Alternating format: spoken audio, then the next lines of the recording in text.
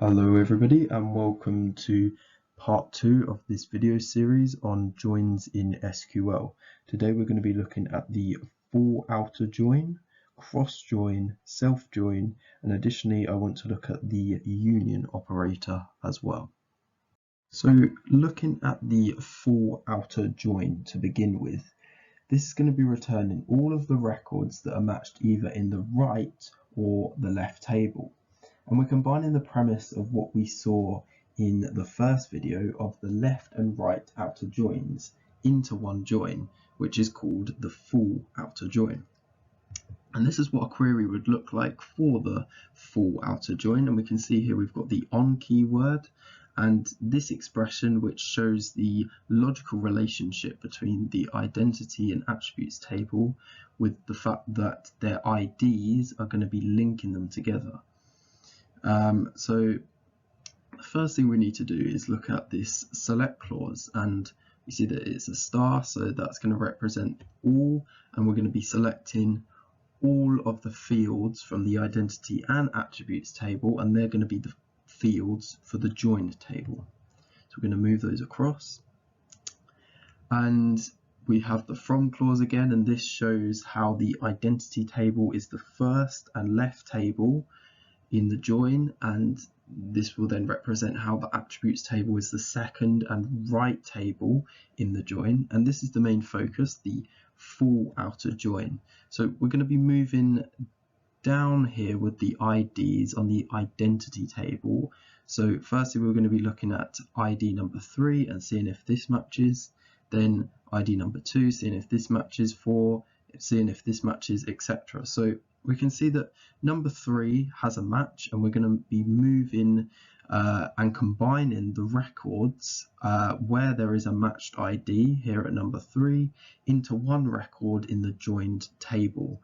We're going to be doing the same for ID number 2. We can see here that ID number 4 is not going to have a match on the attributes table, so we're just going to be moving the first record from the identity table onto the table, because there is no other match on the attributes table and there's no record to link it, so we can't add that record to the table. So we're just going to put the last bit of that record, the last pieces of data to create the full 6 long record as null. And we can see here that ID number 1 matches with ID number 1 in both tables, so that's going to combine and create that record. And then we can see how ID number 5 is not going to match to any of the IDs of the attributes table, so we can just move that piece of the record along, and then the rest is going to be null because we don't have a lifespan or a height for the Jaguar whatsoever in any of the tables. So at the moment this is just a left outer join, so we need to do the right outer join part of the full outer join. So we can see here that we've had 2 IDs that haven't been matching, so that means we're going to have 2 records within the join table that are going to be null on the left hand side, because we need to have the matching parts of the attribute table, so ID number 7 and ID number 6, which are independent from anything in the identity table, still needed to be added to the join table. So these are going to be added, and that will complete the full outer joined table. So you can see here this part is where we have the left outer join, so these ID number 4 and ID number 5 didn't match, but we're still adding them to the table where they just don't have a lifespan and height. And we can see ID number 7 and ID number 6, they have a lifespan and height, but they don't have a match in name and location, so we're going to have to leave those as null. And we can see I usually add the order by clause just to neaten everything up at the end, so you can see that, and that is ordered by the identity ID, and that is why these IDs aren't ordered. If I wanted these IDs ordered, I'd just change this to attributes.id, but I've just left it as identity ID, so we can see that null comes first, and then all of the IDs are ordered here, and that completes a full outer join in SQL.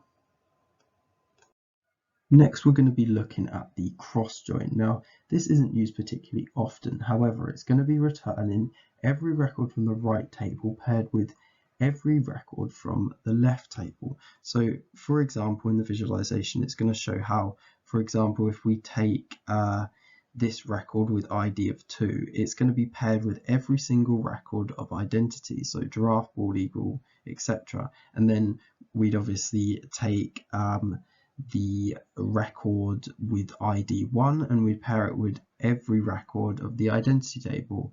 We take a record of ID 3 here and we pair it with everything of the identity table. And you can look at this the other way around. Of you could take giraffe, for example, and pair it with everything of attributes.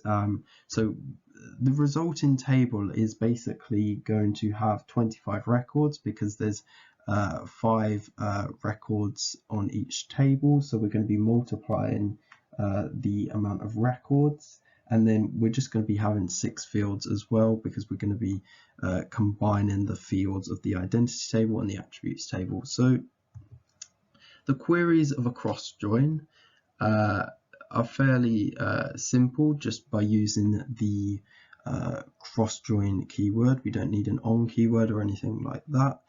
So to begin with, we're going to be using that select clause again. So we're going to be selecting all of the fields from both the identity and the attributes table. So those are going to move across. So now we're going to be looking at if we take this record, for example, and pair it with every single record from the identity table.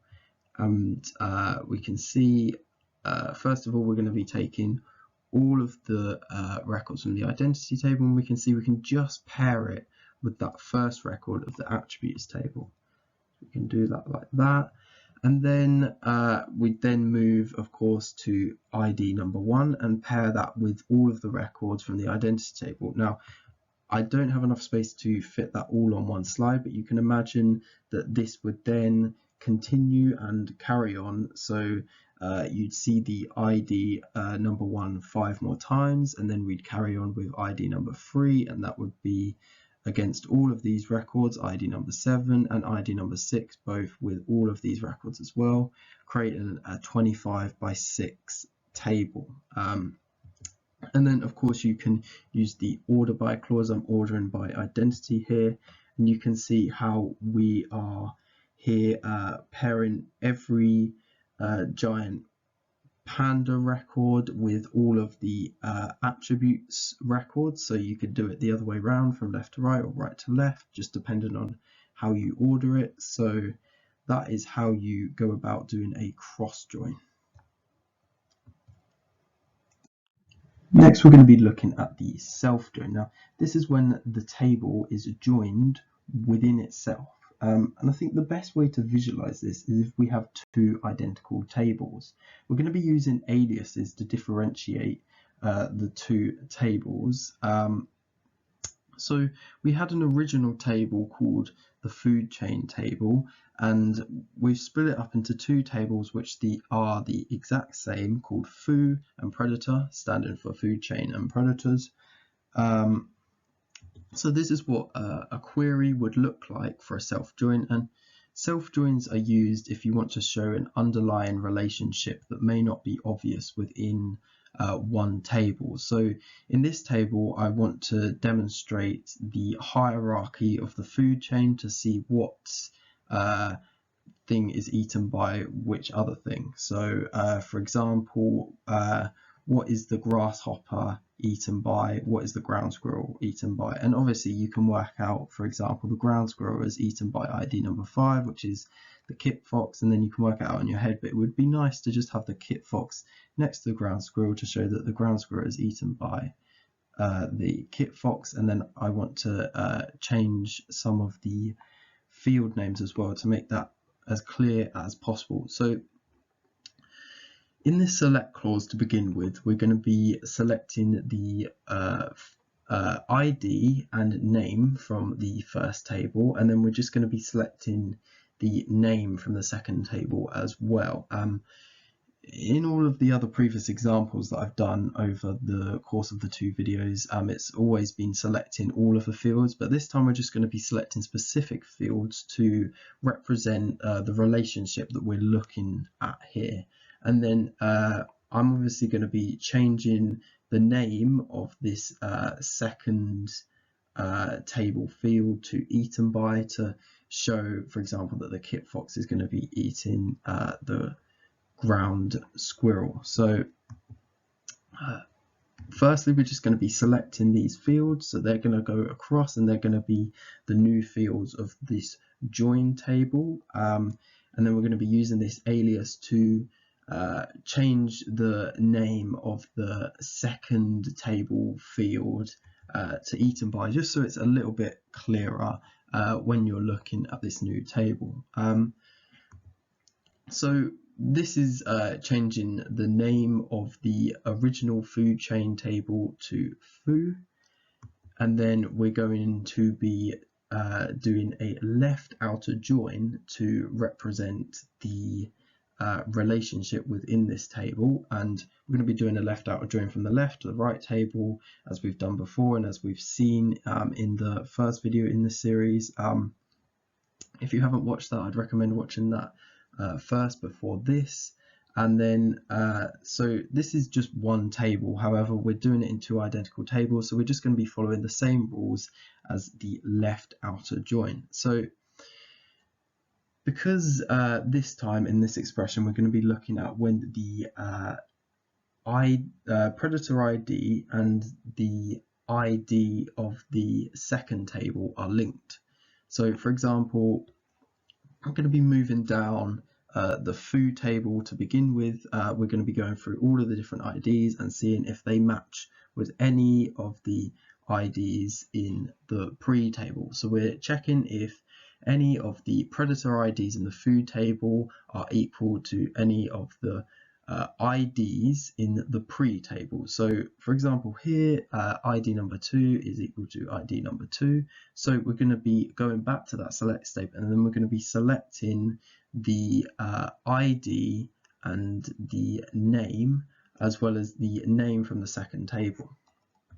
So we're going to be selecting the ID and the name from the first table, and then just the name from the second table. So that's going to be completing our first record of the join table, and then we're going to carry on, and we can see that number 4, that's a match with the predator ID and the ID of the second table. So we're going to then complete that process once again, and then we can see that ID number 5 is equal to ID number 5, and we're going to complete that process once again, and you can kind of start to see what the join table is going to be representing and looking like, and showing how there was a hidden relationship within this original food chain table. And we can see ID number 5 is also going to link to this ID number 5, so we're going to be moving the scorpion along, and this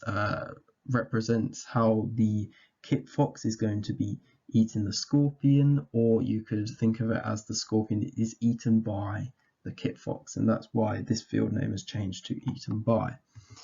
Now we can see that the last predator ID is null, so that's not going to be linking to any of the IDs of the pre-table. So because it's a left outer join, we're still going to be selecting from the left table. However, because there is no matches in the right table, we can't add anything to this record to complete the records from the right table, because nothing matches null. So we're just going to leave that as null. This then completes the join table, and we can see, for example, that the ground squirrel is eaten by the kit fox, and so is the scorpion, and a plant is eaten by a grasshopper. And that kind of shows the hierarchy, whereas it wasn't completely obvious in this original food chain table which was eaten by which, because it's this ID and predator ID which are linked, but it's more intuitive to look at this table, and it's a lot easier to understand, and that's the point of the self join. And I usually have an order by clause, but we don't need one this time as we've just been going through these IDs one by one, so it's already ordered and it's nicely complete. So that's how you do the self join. So additionally, I wanted to quickly look at union. Now, this is not technically a type of join in SQL, but I still wanted to include it as it's closely related. It is instead an operator that allows you to combine select statements together. And this is used mostly to combine two fields into one. So we've seen throughout the course of the videos combining two tables into one. This time we're just going to be combining two fields into one. And in this example, we're going to be combining the name field and the location field into one. So I can see here the union keyword is used, and this is going to be used to combine the two select statements together. So this first select statement is going to be selecting this location field, and then we're going to be using the alias here to rename this field, and this field is going to be the one field that we're going to also combine the name field into. So we're going to be selecting the location field, and then we're going to be using this alias to change the name of it. So this is going to include all of the field values within the field's name and location, and that's going to combine it all into one field, so that one field has all of the field values of the two original fields. So it's going to be called location/name appropriately, and then we're going to be using union to then go ahead and combine these two fields. So we're then going to be selecting the name field, and then we're going to be combining these two, so all of the values are going to move into this new field, and that is how you use union. Now, all of these have been ordered alphabetically automatically, and additionally I wanted to also note that the alias here has speech marks around it because of the /. Now, the / is a special character, and this is to not confuse SQL, because SQL uses the / to execute a statement that is currently in the buffer. So we just wanted to explain to SQL that this is actually going to be used as a string, as a name for our new field, and this is the new field that has been created using the union. No need for ordering here, and this is how you use union in SQL. So this concludes part 2 on joins within SQL.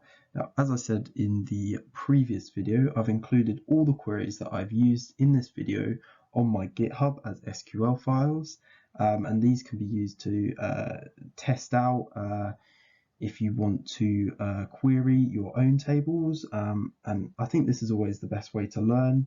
If you want to see what happens, you can change certain expressions, and that's the best way to kind of cement your knowledge. And that concludes this two-part series on joins in SQL. Thank you for watching.